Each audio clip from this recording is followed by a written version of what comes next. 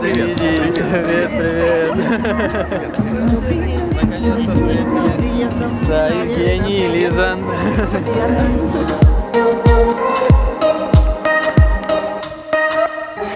Сидим, ждем наших драгоценных зрителей, которые должны взять у нас нашу футболочку. Да, мы в облоге. Привет. Привет. Привет. Привет. Так, вам привезли маленькие подарочки, да? Вау. Мы знаем, что вы любите вино, и мы привезли Поэтому вам у нас вино. наш шоколад, да, и вино украинское. шоколада. Спасибо большое. Спасибо. А мы вам вашу маечку передаем. Класс, спасибо. Это вам спасибо. Мы уже поселок.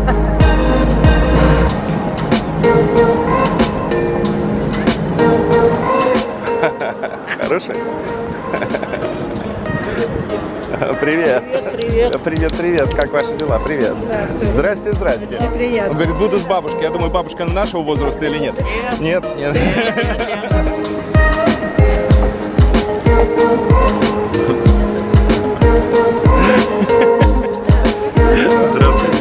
Здравствуйте. Здравствуйте. Здравствуйте. Здравствуйте. Очень приятно. Арина Александровна. Очень приятно. Володя. Да. Володя. Да.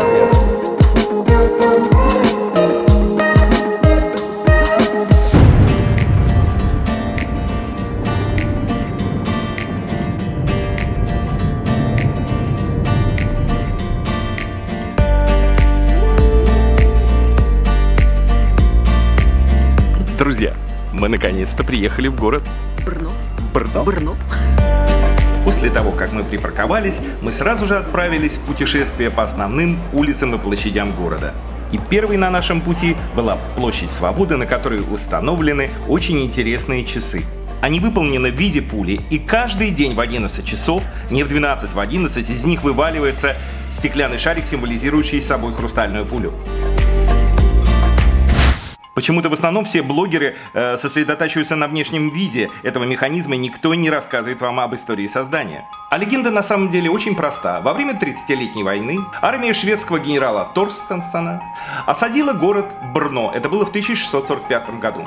Обе стороны были настолько измождены осадой, что генерал сказал, что если он не возьмет город полностью к 12 часам дня, он отступит, и армия уйдет от города. Чтобы не ждать завоевания, жители города пробили полдень на час раньше. То ли специально, то ли кто-то ошибся. Колокол именно этого собора святого Петра и Павла прозвенел в 11 часов. Генерал отступил. И потом уж совсем легенды гласят, что генерал был полностью бессмертным, и убить его можно было только стеклянной пулей. Вот именно этому всему событию и посвящены эти часы на площади. Это Брно, детка.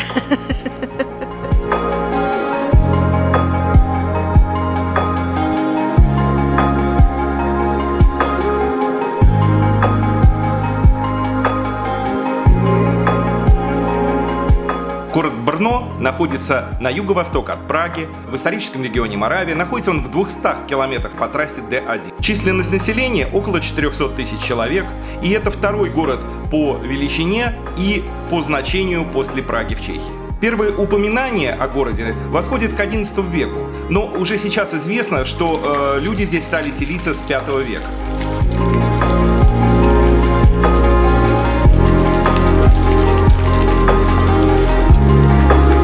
Сейчас мы с вами посетим монастырь капуцинов, поэтому слабонервных на 10 секунд просьба отойти от экранов телевизора.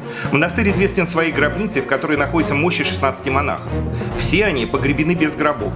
Голова каждого из них лежит на 2 кирпичах, как предписывала им традиция. Вот так. Страшно ли тебе верится? Очень. Все мы там будем. Все мы там будем. Благодаря необычной системе циркуляции воздуха тела не разложились, а как бы мумифицировались и выглядят как живые, ну, условно. А Таня боится.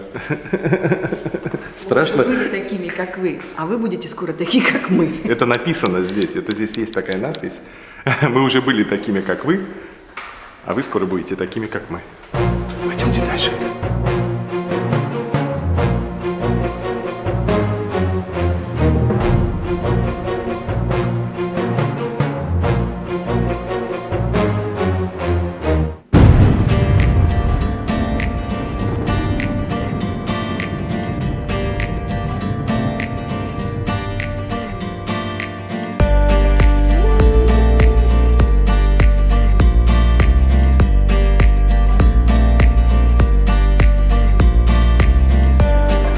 понравилась гробница?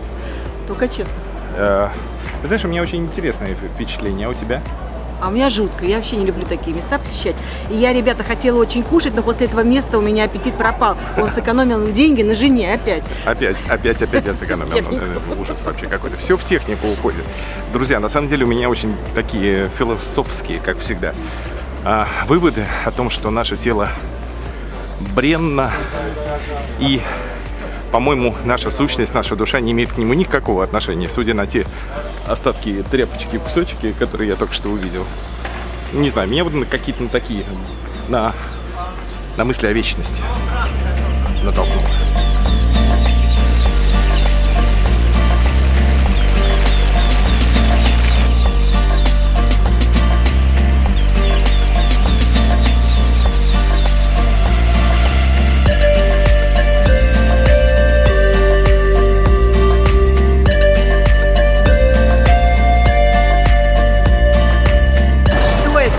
Это же наш автомобиль, нашего автопрома, то есть бывшего нашего. Волга, раритет машины.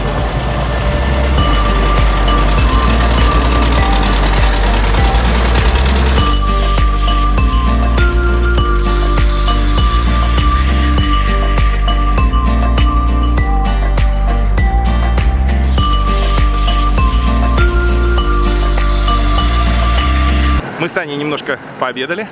И теперь движемся вот туда, на гору. Там находится град. В каждом большом чешском городе всегда есть какой-нибудь град или замок. И обычно всегда он находится на каком-нибудь холме, на который нужно забраться. Но, в принципе, нам полезно переварить. Но мои колени яро сопротивляются. Сопротивляются, да. Ну, пока мы идем на гору, я буду продолжать и рассказывать вам о чудесном городе Брно. Вообще здесь царит какая-то особенная атмосфера. Мы вот уже 3 часа здесь гуляем, не перестаем наслаждаться видами, красотами, людьми. Да. Первое, что я отметил, что город, по ощущениям, безусловно, как бы выглядит моложе. То есть на улицах больше молодых людей. И вообще как-то все, знаете, так более современно, более дизайнерски, на мой взгляд, по сравнению с Прагой, нет? Очень живой город, да. Очень живой. То есть, ну, как вам сказать, это, знаете, когда приезжаешь куда-нибудь из деревни в большой город, ты чувствуешь, что люди там бегают, суетятся. Ну вот здесь какое-то такое ощущение создается, не могу объяснить. То ли это связано с тем, что здесь город всегда имел какое-то промышленное значение, здесь было много всевозможных выставок международных, технических и так далее, всяких предприятий, много высших учебных заведений. Ну, не знаю, наверное, из-за этого.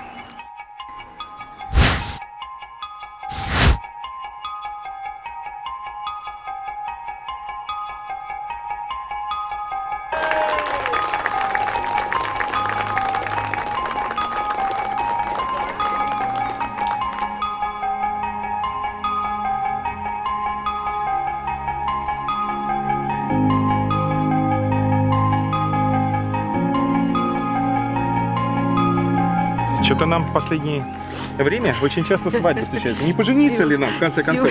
Давай мы тоже поженимся. Сегодня уже 5-я свадьба, по-моему, нам тоже пора. Это намекают нам, надо пора идти расписывать. Приезжайте все к нам на свадьбу. Да. Но мы не скажем, когда.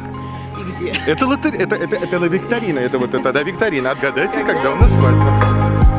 Мы поднимаемся с вами в замок Шпилберг, который находится в самом центре города. Первые упоминания о нем восходят к 1277 году. Во время 30-летней войны в 1645 году, как я уже рассказывал, эта крепость выдержала почти 4-месячную осаду шведских войн, которые во многом превосходили защитников числом и вооружением. Тогда эта победа изменила ход войны, а Шпилберг доказал свою стратегическую ценность. Диги-диги-ду, я из пушки в небо уйду.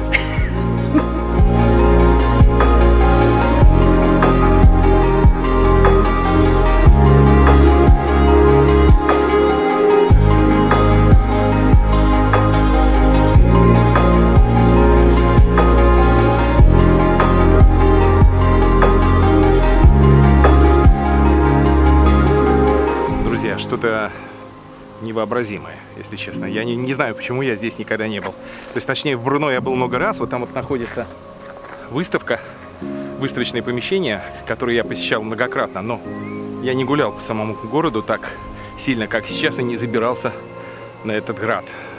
И главное, что мы сегодня все успели сделать до дождя. Обещали сегодня грозу, но пока солнышко еще, пока еще светит.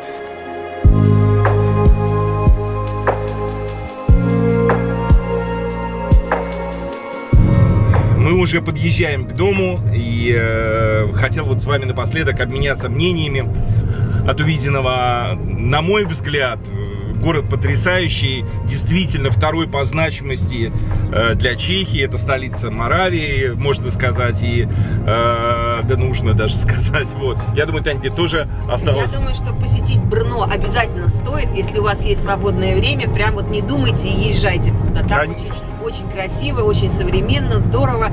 Ну, несмотря на то, что... Ну, дорога не близкая, но она не намного дальше, чем до каких-то других мест, таких как там, не знаю, Чешский Крумлов, он еще дальше находится, по сути, по времени, по крайней мере, точно.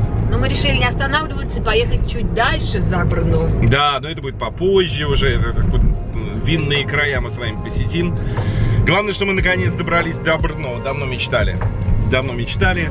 Мы горды собой. Мы горды собой. Так что собирайтесь в путь-дорожку, друзья мои. Там есть что посмотреть. Много объектов, много музеев, много всяких интересных выставок, архитектура, все-все-все. Так что вперед! Ну и на этом, друзья мои, мы с вами прощаемся. Опять все испортила. Опять все. Пока-пока. Пока-пока. Пока.